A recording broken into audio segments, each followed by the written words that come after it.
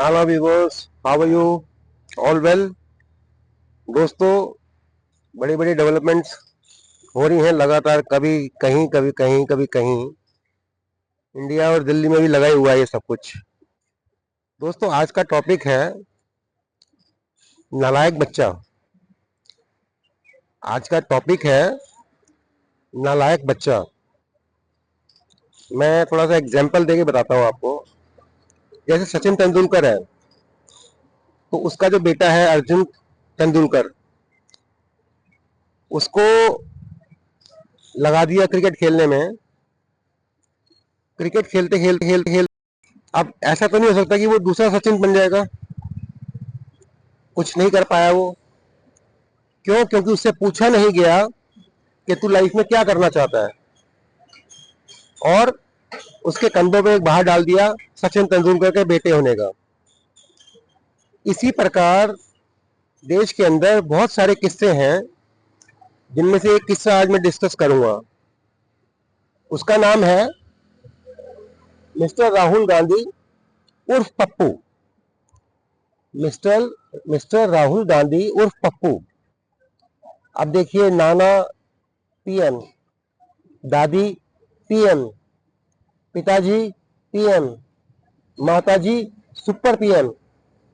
ठीक है जी। ऐसे परिवार से आने वाला बच्चा, जिसको राजनीति में राजनीति विरासत में मिली हो, वो इतने बड़े राजनीतिक परिवार से होने के बाद बावजूद भी अनसक्सेसफुल हो, तो उसके पीछे क्या कारण है?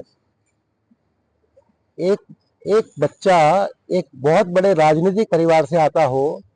मेरे ख्याल हिंदुस्तान के अंदर कोई भी ऐसा परिवार नहीं है, कोई भी ऐसा राजनीतिक परिवार नहीं है जहां से 4 पीएम निकले हो, 3 पीएम और एक सुपर पीएम निकले हो। मेरे को तो याद नहीं आता इंडिया की कोई हिस्ट्री के अंदर कोई ऐसा राजनीतिक परिवार नहीं है जो देश को 3 3 पीएम दिए हो। तो ये मिस्टर राहुल गांधी उसी फैमिली से आते हैं। तो इनके ऊपर भी ये राजनीति थोपी गई कि भैया तुझे भी राजनीति ही करनी है, क्योंकि हमारी 3 4 पीढ़ियां राजनीति करती आ रही हैं। तो अब जो है, दिमाग जो है, इंदिरा गांधी का दिमाग अलग है, राजीव गांधी का दिमाग अलग था, संजय गांधी का दिमाग अलग था, और ये पप्पू का दिमाग अलग है। वो 57 साल का हो गया, आज भी कांग्रेस उसको युवा नेता कहती है। कांग्रेस ही खुद ही उसके बारे में पीठ पीछे उल्टा सीधा बोलते हैं, और उसके सामने बोलते हैं कांग्रेस के शेर है।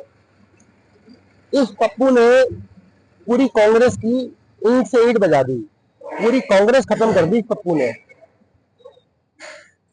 70 साल तक देश में राज करने वाली पार्टी आज हाशिए पे है।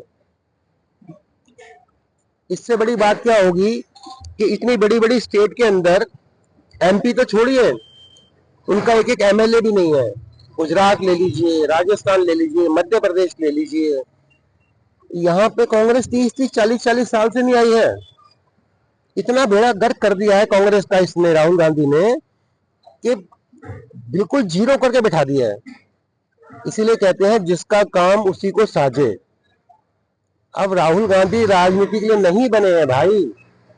क्यों उनको खींच खींच के बेचारे उसकी जिंदगी बर्बाद कर दी, और साथ में उसने कांग्रेस की जिंदगी बर्बाद कर दी। दोनों ने मिलके एक दूसरे को बर्बाद कर दिया।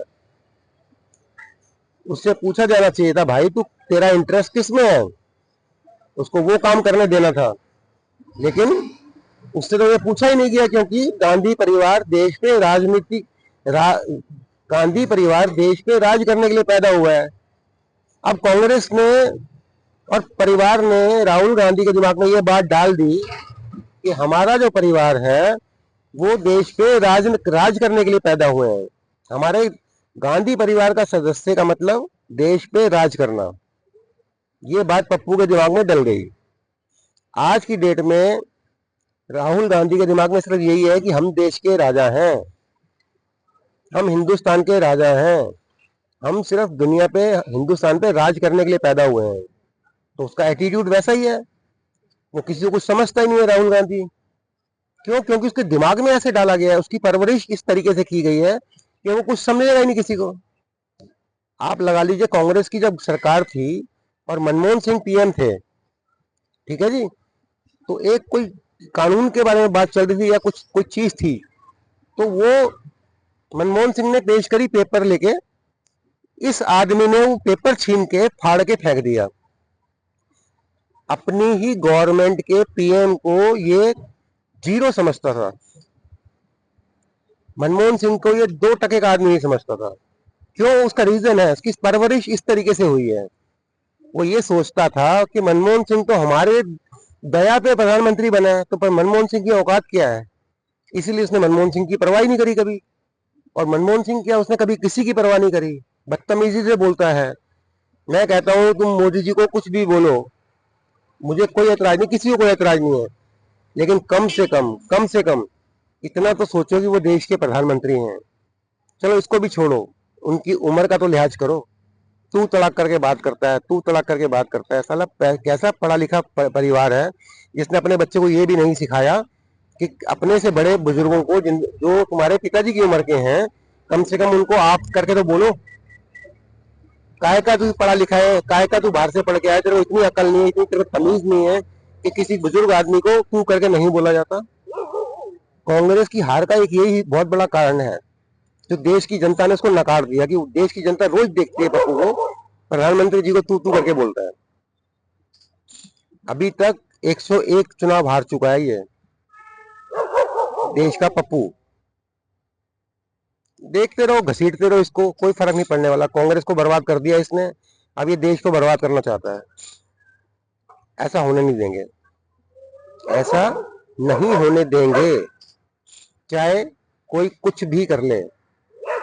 सरकारें आएंगी जाएंगी, पर ये देश रहना चाहिए, ये लोकतंत्र रहना चाहिए, और ये बचेगा जब तक भाजपा सरकार में है।